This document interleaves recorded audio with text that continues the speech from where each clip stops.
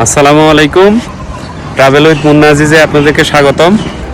আমরা বাসা থেকে বের হয়েছি আজকে খুলনা চুইঝালের যে মাংস আর কি সেটা স্বাদ নেওয়ার উদ্দেশ্যে। তো আমরা স্টেশনে আছি, দর্শন স্টেশনে, এখনো ট্রেন আসেনি। 1:25-এর ট্রেন, এখন 1:40 বাজে, এখন আসেনি। তো দেখি কখন আসে, আরো কয় মিনিট লেট হয়। হ্যাঁ,